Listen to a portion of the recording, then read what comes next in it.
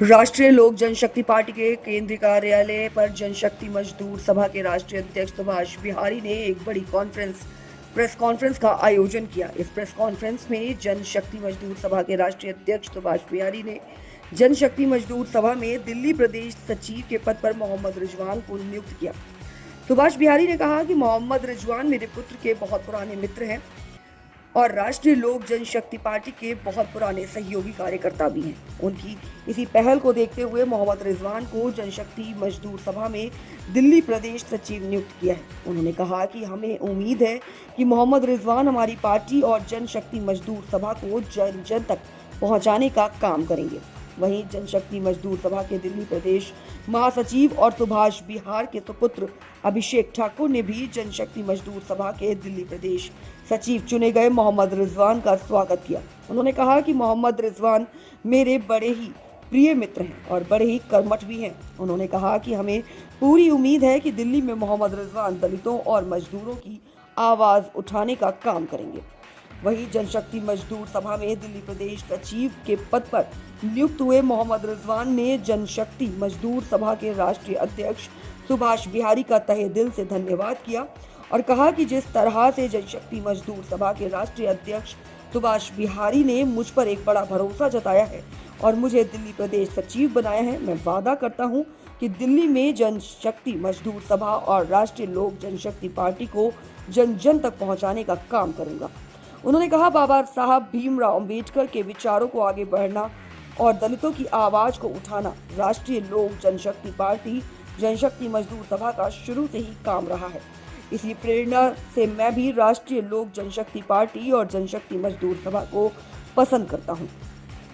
वहीं जनशक्ति मजदूर सभा के राष्ट्रीय अध्यक्ष सुभाष बिहारी के आगमन 1 मई को दिल्ली में होने वाले भव्य कार्यक्रम की भी जानकारी दी। उन्होंने कहा कि मजदूरों की आवाज को उठाने के लिए और उनके हर मुद्दे की लड़ाई लड़ने के लिए राष्ट्रीय लोक जनशक्ति पार्टी और जनशक्ति मजदूर सभा की तरफ से 1 मई को एक भव्य सम्मेलन का आयोजन होने जा रहा है। ये सम्मेलन दिल्ली के कॉन्स्टिट्यूशन क्लब में होने वाला है। 2 बजे से ये कार्यक्रम शुरू होगा और रात के 9 बजे तक ये कार्यक्रम चलेगा। राष्ट्रीय लोक जनशक्ति पार्टी और जनशक्ति मजदूर सभा के तमाम पदाधिकारी और कार्यकर्ता उपस्थित रहेंगे।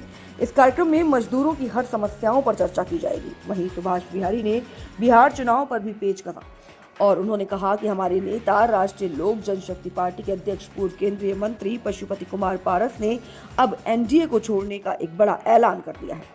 उन्होंने कहा कि बिहार में अब हमारी पार्टी अपने बलबूते पर चुनाव लड़ेगी। उन्होंने ये भी कहा कि 243 सीटों पर हमारी पार्टी ने और दलितों के नेता पशुपति पारस ने निर्णय लिया है। उन्होंने कहा कि बिहार में 22 विधानसभाएं ऐसी हैं जो एनडीए और नीतीश कुमार को नकार चुकी हैं।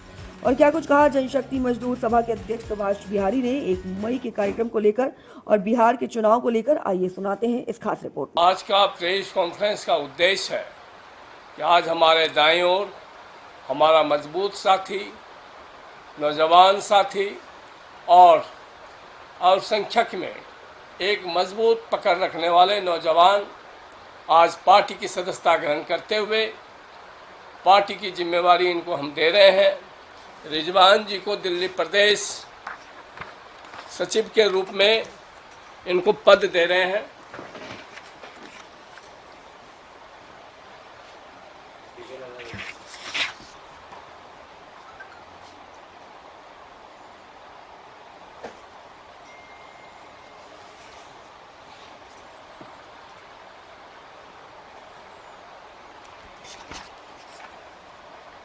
मोहम्मद रिजवान जी हमारे संपर्क के हमारे बच्चों जैसे पिछले 20 साल से संपर्क में हैं। मैं व्यक्तिगत रूप से भी जानता हूं और सामाजिक विचारधारा के लोग हैं। समाज में हर वर्ग में अपनी पहचान रखने वाले लोग हैं और विशेषकर आज जो अल्पसंख्यक का नेतृत्व की जिम्मेवारी इनको दे रहे हैं, दिल्ली प्रदेश में सचिव के रूप में इनको जिम्मेवारी दे रहे हैं। मुझे विश्वास नहीं, पूर्ण भरोसा है कि इनके पार्टी में सदस्यता ग्रहण करने से एक नौजवान साथी में एक संदेश जाएगा और नौजवान साथी का एक ताकत बनेगी। इनके दाईं ओर हमारे पुत्र अभिषेक सुभाष बिहारी को भी हमने दिल्ली प्रदेश में महासचिव बनाया है और बचपन से दोनों ये मित्र रहे हैं और मिल करके एक बेहतर काम युवाओं के लिए, महिलाओं के लिए, किसानों के लिए, मजदूरों के लिए एक बेहतर संदेश देने का काम करेंगे। हमारे बाईं ओर सुनीता शर्मा जी भी हमारी महिला नेतृत्व को देखती हैं। आज हम लोग इनकी नियुक्ति से पूरा विश्वास है कि उस दिन अल्पसंख्यक की एक जमात दिखाई देगी। बैठ के बोलो। 1 मई को आपका एक कार्यक्रम होने वाला है, उसकी क्या गतिविधि है, किस तरीके की तैयारी है और क्या कुछ खास उस कार्यक्रम में होने वाला है? देखिए, उस कार्यक्रम में मजदूर दिवस हम लोग प्रत्येक वर्ष मनाने का काम करते हैं। हमारे पास मजदूरों का नेतृत्व करने के लिए लेबर सेल जनशक्ति मजदूर सभा की जिम्मेवारी है। साथ ही किसानों का नेतृत्व करने की भी जिम्मेवारी है। किसान मोर्चा में मैं राष्ट्रीय कार्यकारी अध्यक्ष के रूप में हूं और मजदूर में लेबर सेल में राष्ट्रीय अध्यक्ष के रूप में मैं अपनी जिम्मेवारी को निर्वाह कर रहा हूं।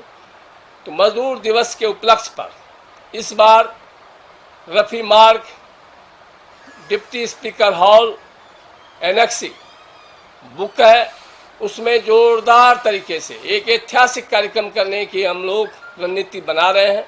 उस रणनीति के तहत ही आज इनकी नियुक्ति भी की गई है और उसमें मजदूरों का एक बहुत बड़ी जमात उस दिन दिखाई देगा, युवाओं का एक बहुत बड़ी जमात दिखाई देगा, बुजुर्गों का एक बहुत बड़ी जमात दिखाई देगा। आज आपने देखा होगा कि 14 अप्रैल को बाबा भीमराव अंबेडकर जी की जयंती वाले दिन बापू सभागार में पटना में एक ऐतिहासिक कार्यक्रम हमारी पार्टी राष्ट्रीय लोक जनशक्ति पार्टी का हुंकार भरा और पूरे बिहार के समस्त 38 जिला से लोगों की एक भारी भरकम जमात वहां जुड़ी और ये दर्शाया कि रामविलास पासवान जी के नेतृत्व में जो लोग होते थे वो तमाम साथी आज पशुपति पारस जी के नेतृत्व में चलने का हुंकार भर रहा है और पशुपति पारस जी की ताकत दिखाई दिया।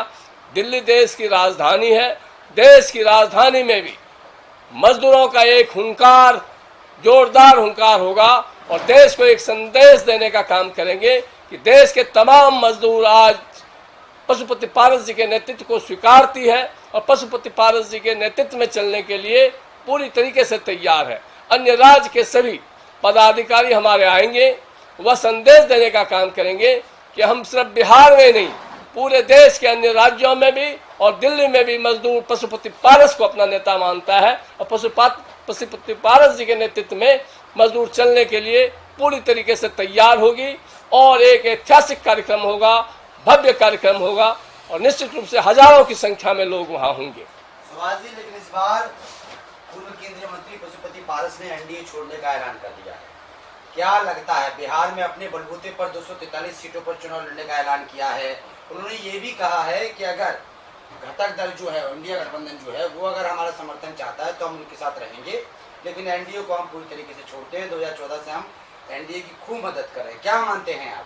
देखिए, हमारी पार्टी राष्ट्रीय लोक जनशक्ति पार्टी और हमारे नेता माननीय पशुपति पारस, जिस समय बिहार के सभी घटक दलों ने भाजपा को छोड़ दिया था, दरकिनार कर दिया था, उस समय ईमानदारी और ताकत के साथ, मजबूती के साथ हमारे नेता पशुपति कुमार पारस जी भाजपा गठबंधन के साथ थे। लेकिन भाजपा ने जो गद्दारी की है, भाजपा ने हमारे नेताओं के साथ जो धोखाधड़ी की है, उस सभी चीज़ों से आहत होकर के हमारे नेता ने एनडीए छोड़ने का ऐलान किया। साथ ही हमारी पार्टी राष्ट्रीय लोक जनशक्ति पार्टी और हमारे नेता माननीय पशुपति कुमार पारस जी बिहार के अलग अलग जिला में जाकर के संगठन को विस्तार करने के लिए और अपने कार्यकर्ताओं में हुंकार भरने के लिए जो जोश भरने का काम कर रहा है, तो निश्चित रूप से हमारी पार्टी बिहार के सभी 243 सीट पर तैयारी कर रही है। वो समय बताएगा, हमारे नेता तय करेंगे कि वो गठबंधन से चुनाव लड़ेंगे या अकेले लड़ेंगे, लेकिन हमारी ताकत इतनी होनी चाहिए कि हम अकेले भी लड़ सकें। उस पूरी तैयारी में हमारे नेता और हमारे पार्टी के एक एक कार्यकर्ता लगे हुए हैं। क्या एनडीए गठबंधन या भारतीय जनता पार्टी राष्ट्रीय लोक जनशक्ति पार्टी को या उसकी मजबूती को कमजोर मानती है, इसलिए उसको हरी झंडी नहीं दी जाती है, चाहे लोकसभा चुनाव हो चाहे विधानसभा चुनाव हो? हम लोग अम्बेडकरवादी विचारधारा के लोग हैं, रामविलास पासवान जी अगुवाई वाले लोग हैं। हम लोग घुटना टेक के और तलवे चाट के राजनीति करने वाले लोगों में से नहीं हैं। हम लोग सिद्धांत और स्वाभिमान की लड़ाई लड़ने वाले लोग हैं। हमारे नेता सिद्धांत और स्वाभिमान की लड़ाई लड़ने वाले लोग हैं। जिस तरीके से आज भारतीय जनता पार्टी के शीर्ष नेताओं के द्वारा बाबा साहब का अपमान भरी सदन में किया गया, अम्बेडकर अम्बेडकर अम्बेडकर, वह ताकत दर्शाएंगे कि अम्बेडकरवादी की ताकत क्या है और अम्बेडकरवादी के बगैर किसी की सरकार नहीं बन सकती। हमारी पार्टी के बगैर किसी की सरकार बिहार में नहीं बनेगी, उतनी ताकत हमारी पार्टी रखती है। एक लास्ट सवाल, लेकिन बिहार में इस बार बाबा साहब भीमराव अम्बेडकर का जयंती बड़ी पुरजोर से तमाम पार्टियों ने मनाई है। सीएम नीतीश कुमार हो गए जो मौजूदा है जेडीयू है या आरजेडी है, जन्मदिन मनाया, लेकिन तमाम पार्टियां जो है वो दलितों को एकजुट करने की कोशिश कर रही हैं, लुभाने की कोशिश कर रही हैं। किसकी तरफ जाने वाले हैं दलित इस बार, क्या मानते हैं आप? पूरा बिहार का दलित पहले भी रामविलास पासवान जी के नेतृत्व को स्वीकार करता था और उसी रामविलास पासवान जी के भाई भीष्म पितामह जो मौसम वैज्ञानिक का उपाधि मिला, वो मौसम वैज्ञानिक के रूप में हमारे नेता माननीय पशुपति कुमार पारस जी हैं। बिहार के राजनीतिक का बागडोर वो संभालते थे और असली मौसम वैज्ञानिक पशुपति कुमार पारस होते थे। लेकिन हम लोगों का संस्कार है, हम लोगों की संस्कृति है कि हम अपने गार्जियन को, अपने बड़े भाई को वह श्रेय देते हैं और हमारे नेता ने रामविलास पासवान जी को श्रेय दिया है। लेकिन असली मौसम वैज्ञानिक अगर है तो माननीय पशुपति कुमार पारस जी हैं। लेकिन चिराग पासवान अपने पिताजी यानी कि रामविलास पासवान की सह लेते हैं। वो कहते हैं कि भाई रामविलास पासवान के नाम पर वोट मिलेगा तो सिर्फ चिराग पासवान को मिलेगा। रामविलास पासवान जी का अवैध पुत्र है मिस्टर चिराग जी। रामविलास पासवान जी का असली उत्तराधिकारी उनकी दो बेटियां हैं, आशा और उषा पासवान।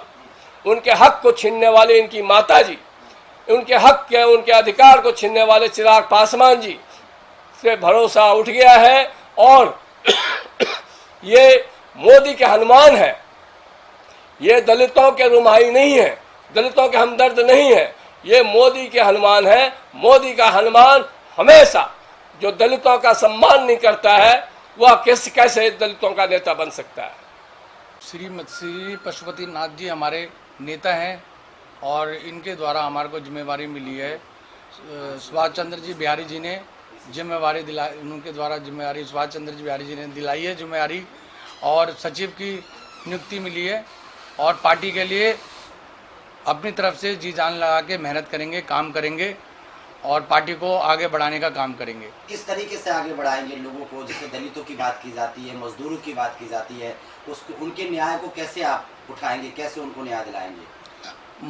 दलितों की बात है तो डॉक्टर भीमराव अम्बेडकर जी हैं हमारे, दलितों के वो हैं, तो उनके क्या कहते हैं, अम्बेडकर जी के विचारों को संविधान में उन्होंने जो इतना काम करा है, संविधान के लिए इतना काम करा है, और उनके विचारों को रखा जाएगा और काम दिखाया जाएगा। दलितों और संख्यकों पे जहाँ भी अन्याय होगा वहाँ निश्चित रूप से उनको सामाजिक न्याय दिलाने के लिए, सामाजिक पहचान दिलाने के लिए राष्ट्रीय लोक जनशक्ति पार्टी के नेतृत्व में रिजवान आगे होगा और उनकी पूरे अधिकार की लड़ाई लड़ने का काम करेगा।